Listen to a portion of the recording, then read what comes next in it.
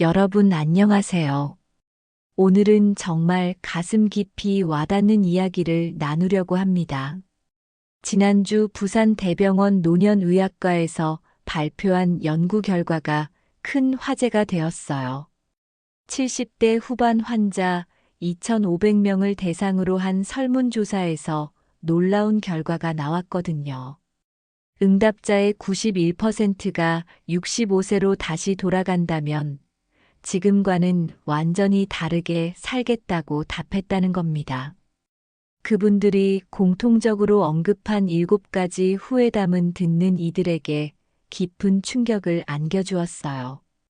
돈에만 의존했던 것, 건강을 너무 당연하게 여겼던 것, 그리고 소중한 사람들과의 시간을 계속 미뤘던 것.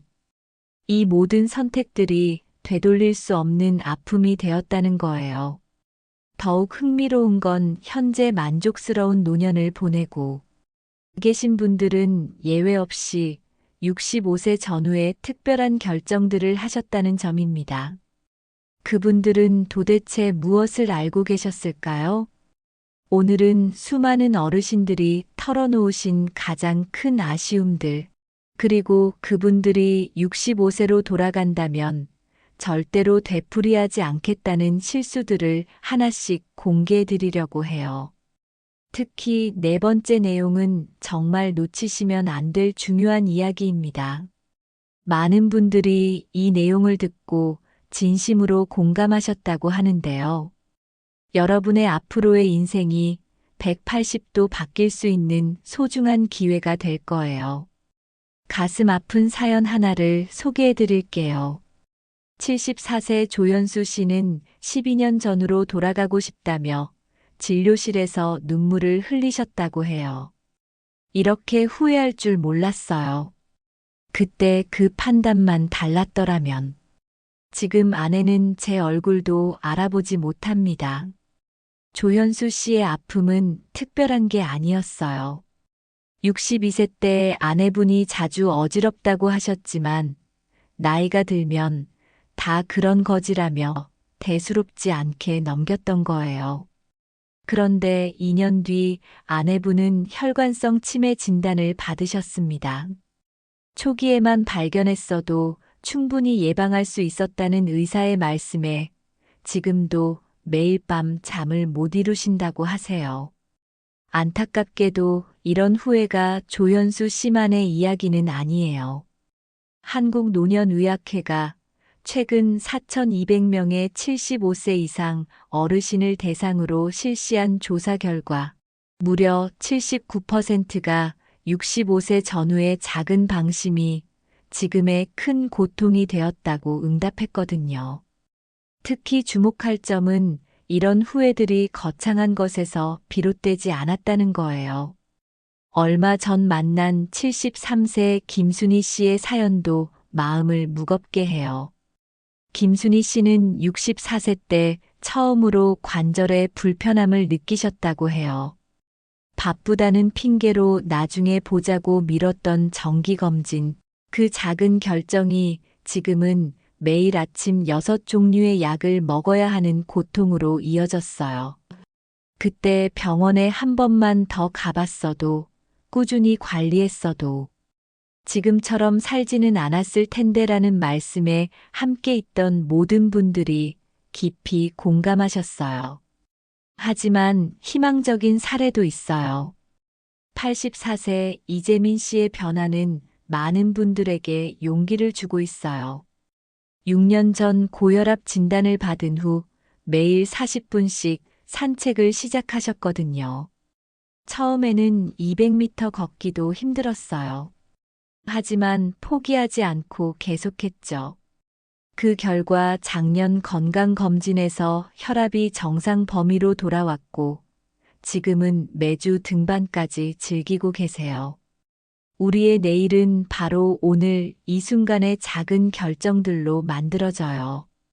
운동은 내일부터, 가족과의 시간은 다음 달에, 건강검진은 나중에라는 생각들이 모여서 10년 후에 우리 모습을 완전히 바꿔놓을 수 있거든요. 노년내과 전문의들은 한 목소리로 말해요.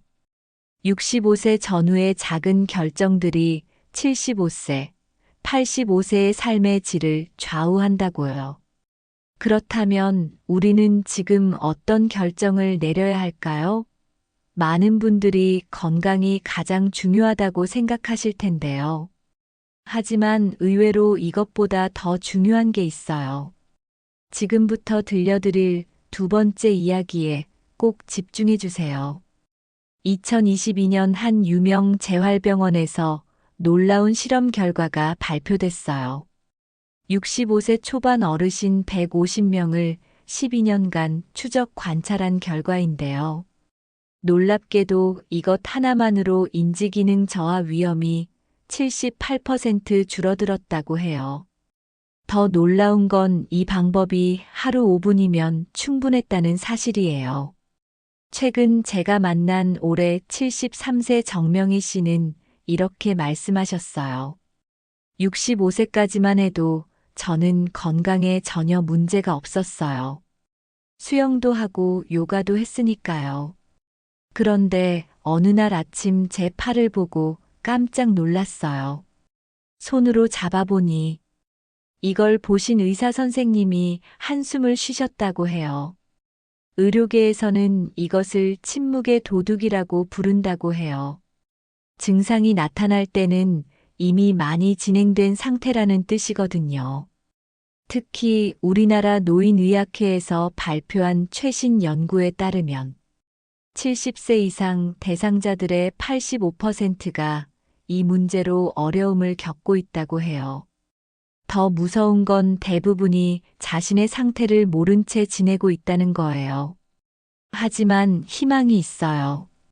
예방법은 생각보다 훨씬 간단했거든요. 실제로 이 방법을 실천한 75세 김영순 씨는 최근 손녀의 돌잔치에서 무대에 올라 축하 공연을 하셨다고 해요. 지금부터 이 특별한 비밀을 상세히 공개해 드릴게요. 먼저 간단한 테스트를 해보세요. 지금 계신 자리에서 잠깐 팔을 들어보세요. 팔을 90도로 들어 올린 채 30초 동안 버틸 수 있나요? 만약 힘들다면 이미 경고 신호가 시작된 거예요. 의학계에서는 이것을 근력 저하증이라고 부릅니다. 쉽게 말해 근육이 빠르게 약해지는 현상인데요. 특히 흥미로운 점은 이 현상이 시작되면 매년 35%씩 근력이 감소한다는 거예요. 그리고 이는 단순히 힘의 문제가 아니에요. 연세대병원 노년내과 박성호 교수팀의 연구 결과를 보면 더욱 놀라워요. 근력이 정상보다 25% 이상 줄어든 사람들의 경우 인지기능 저하 위험이 4배나 높아졌다고 해요. 근육은 단순히 몸을 움직이는 역할만 하는 게 아니었던 거죠. 그때 알았더라면 77세 최영호 씨는 안타까워하며 말씀하셨어요. 64세에 처음 어깨 통증이 왔을 때 그저 파스만 붙였어요. 운동은 아픈 사람이 하는 게 아니라고 생각했거든요. 그런데 그게 가장 잘못된 선택이었어요. 지금은 세수하는 것도 힘들어요. 하지만 희망적인 소식이 있어요. 앞서 말씀드린 5분의 기적이 바로 그거예요. 하루 5분 간단한 동작 하나로 근력 저하를 막을 수 있다고 해요. 75세 김영순 씨는 이 운동 하나로 삶이 180도 바뀌었다고 해요. 처음에는 믿기 힘들었어요. 이렇게 쉬운 운동이 효과가 있을까 싶었거든요. 하지만 8개월 만에 달라진 제 모습을 보고 의사 선생님도 깜짝 놀라셨어요. 지난주에는 손녀 돌잔치에서 춤도 췄답니다. 이 특별한 운동법은 바로 벽 팔굽혀펴기예요.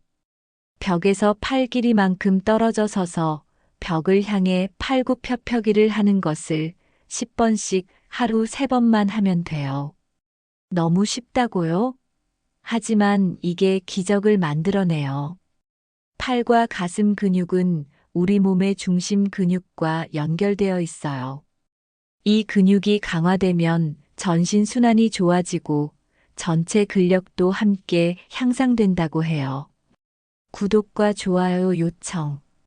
이런 소중한 건강 정보가 도움이 되셨다면 구독 버튼과 좋아요를 눌러주세요. 더 많은 분들이 건강한 노후를 보낼 수 있도록 함께 해주시면 감사하겠습니다. 알림 설정도 꼭 해주시고요. 하지만 여기서 끝이 아니에요. 더 중요한 연구 결과가 있거든요. 근력 운동과 함께 꼭 해야 할 것이 있는데 지금부터 그 이야기를 해드릴게요. 최근 국민연금연구원이 충격적인 보고서를 발표했어요. 은퇴자 자산 소진 현상이라고 이름 붙여진 이 보고서에 따르면 퇴직금 4억 이상을 받은 은퇴자들의 상당수가 7년 만에 경제적 어려움을 겪는다고 해요. 도대체 무슨 일이 있었던 걸까요? 한 분의 사연이 특히 가슴을 먹먹하게 해요. 공무원 38년 차로 명예퇴직한 이연만 씨는 퇴직금 5억 5천만 원을 받았어요. 여기에 공무원 연금까지 있었으니 노후가 걱정 없을 것 같았죠. 하지만 7년이 지난 지금 그는 월세 관리비도 내기 힘든 상황이 됐어요. 돈이 많았을 때는 이런 날이 올 거라고는 상상도 못했어요.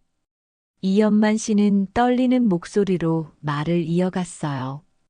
퇴직하고 처음 3년은 그동안 못했던 골프도 치고 여행도 다니면서 여유 있게 살았어요. 건강도 좋았고 돈도 많았으니까요. 그런데 4년 전 갑자기 아프기 시작했고 그때부터 모든 게 달라졌어요. 더 놀라운 것은 이게 특별한 경우가 아니라는 점이에요.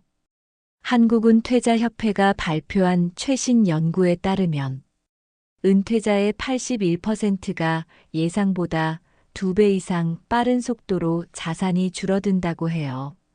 특히 은퇴 후 7년이 가장 위험한 시기라고 하는데요. 실제로 저는 지난 4개월간 수십 명의 은퇴자들을 만나면서 공통적인 문제를 발견했어요. 대부분의 분들이 돈이 부족해서가 아니라 돈을 관리하는 방법을 몰라서 어려움을 겪고 계셨던 거예요. 국민연금공단 은퇴설계 전문가 김정민 팀장은 이것을 황금기 착각 증후군이라고 부른다고 해요. 퇴직 직후 은퇴 생활은 마치 허니문 같은 시기예요. 평생 처음 누리는 자유와 목돈이 만나면서 지출 통제가 어려워지죠. 문제는 그 다음이에요. 특히 위험한 것은 4가지 함정이라고 해요. 첫째, 아직 많이 남았다는 착각이에요. 둘째, 자녀들의 부탁을 거절하지 못하는 것. 셋째, 예상치 못한 의료비 지출. 넷째, 인플레이션을 고려하지 않는 것이에요. 74세 정용철 씨는 이렇게 말씀하셨어요. 퇴직금 4억이면 평생 쓰고도 남을 줄 알았어요. 그런데 큰아들 사업 실패로 1억 5천을 지원하고 작은 딸 전세 자금에 1억을 보태줬더니 그리고 얼마 뒤 제가 갑자기 아프기 시작했죠. 남은 돈은 순식간에 바닥났어요. 하지만 희망적인 사례들도 있었어요. 이렇게 자산을 잘 관리하는 분들 사이에서 발견한 공통점이 있었는데요. 바로 5개의 지갑이에요. 은퇴 21년 차 김순옥 씨는 이 방법으로 오히려 자산이 늘었다고 해요.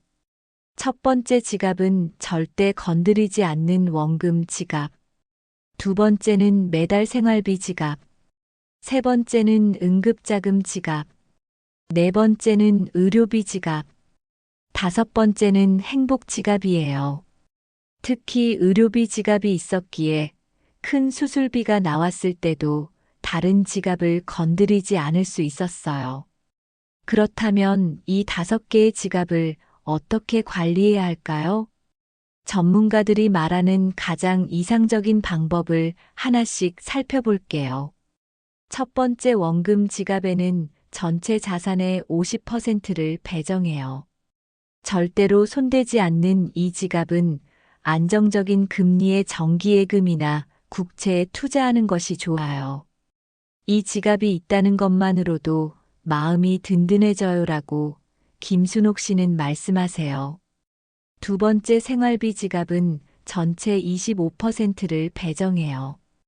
여기서 중요한 것은 매달 들어오는 연금과 이자, 수입을 정확히 계산해 두는 거예요.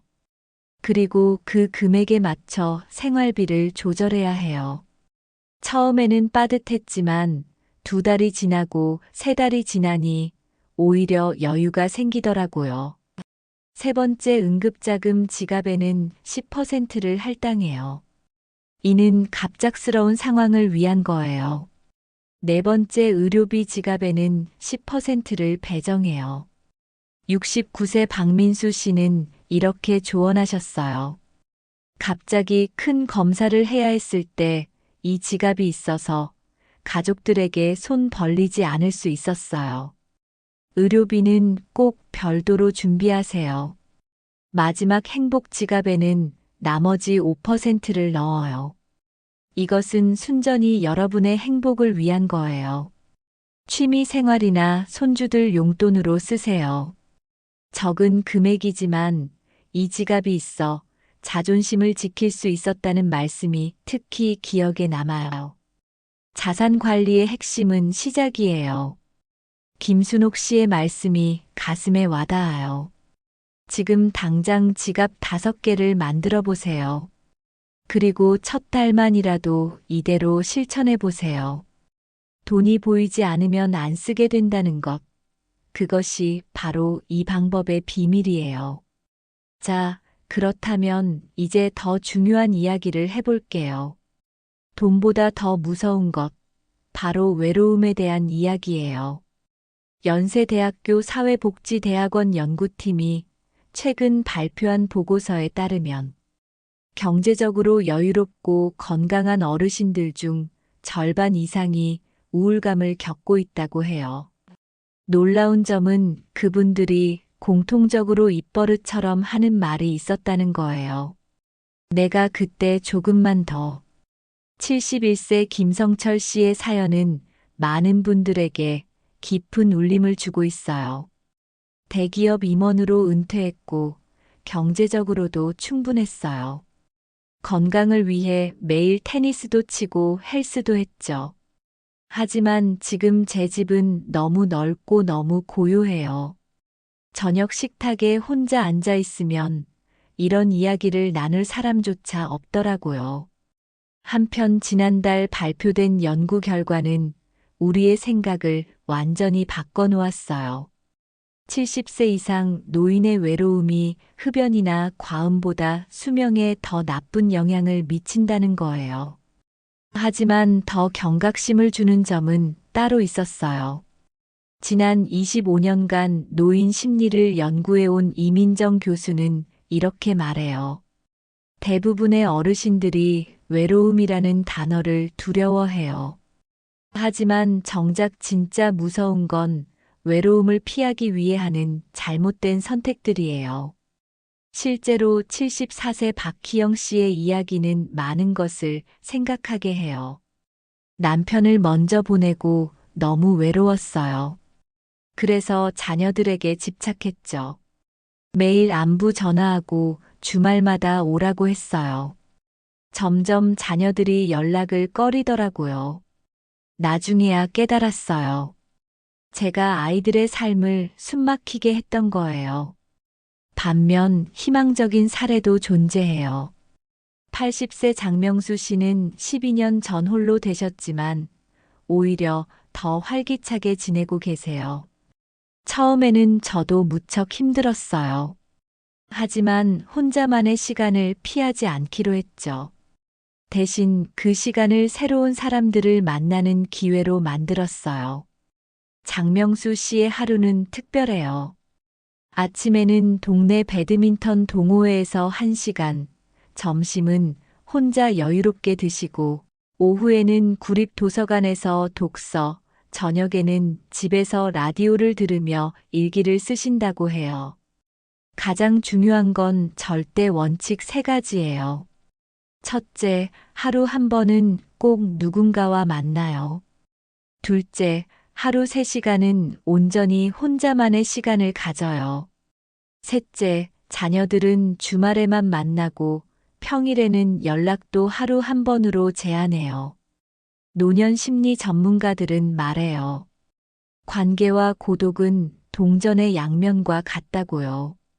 건강한 고독을 받아들일 줄 아는 사람만이 진정한 관계도 맺을 수 있다는 거죠. 77세 최복래 씨는 이렇게 조언해요. 젊었을 때는 몰랐어요. 나이 들어보니 혼자여도 괜찮다고 말할 수 있는 용기가 얼마나 중요한지 알겠더라고요. 그 용기가 있어야 진정한 관계도 만들 수 있어요. 흥미로운 점은 행복한 노년층의 시간 활용법이에요. 서울시복지재단에서 진행한 행복한 노년 생활 연구에 따르면 가장 높은 삶의 만족도를 보인 어르신들은 하루를 3가지 시간으로 나눠 관리했다고 해요. 첫 번째는 만남의 시간이에요. 하루 중 반드시 누군가를 만나되 이 만남은 의미 있는 만남이어야 해요. 처음에는 아무나 만나려 했어요. 너무 외로워서요. 하지만 그런 만남은 오히려 더 큰 외로움을 가져왔어요. 장명수 씨는 결국 배드민턴 동호회에 가입했고 지금은 평생 친구들을 만났다고 해요. 두 번째는 성장의 시간이에요. 배우는 즐거움을 알기 전과 후의 삶은 완전히 달랐어요. 80세 김영미 씨는 75세에 컴퓨터 강사가 되셨어요. 처음에는 손주들과 영상 통화하려고 배우기 시작했어요. 지금은 제가 복지관에서 강의를 해요. 제 또래 어르신들께 컴퓨터 사용법을 알려드리는 게 제 삶의 새로운 기쁨이 되었죠. 세 번째가 바로 고독의 시간이에요. 이 시간에는 철저히 혼자만의 생활을 즐겨요. TV 끄고 전화도 받지 않아요. 대신 독서를 하거나 일기를 쓰거나 그저 창밖을 바라보며 생각에 잠기기도 해요. 처음에는 무서웠어요. 혼자 있는 게 너무 두려웠어요. 73세 이영숙 씨의 고백이에요. 하지만 2달, 3달 시간이 지날수록 이 고독한 시간이 선물이라는 걸 깨달았어요. 제가 진정으로 원하는 게 무엇인지, 제가 얼마나 소중한 사람인지를 알게 된 거죠. 여기서 중요한 것은 이 3가지 시간의 균형이에요. 어느 하나도 포기하거나 과하게 치우치면 안 돼요. 예를 들어 자녀나 친구들과의 만남이 너무 많아지면 오히려 관계가 나빠질 수 있고 고독의 시간이 지나치게 길면 우울감이 찾아올 수 있어요. 연세대학교 노년심리학과 조동훈 교수는 이렇게 조언해요. 행복한 노년을 보내는 분들의 특징은 건강한 이기심을 가지고 있다는 거예요. 자신을 사랑하는 법을 알고 고독을 두려워하지 않으며 관계에 있어서도 적절한 거리를 유지할 줄 아는 거죠. 그렇다면 우리는 어떻게 이런 균형 잡힌 삶을 시작할 수 있을까요? 그 시작은 복잡하지 않아요. 지금부터 행복한 노년을 만드는 실천법을 하나 알려드릴게요.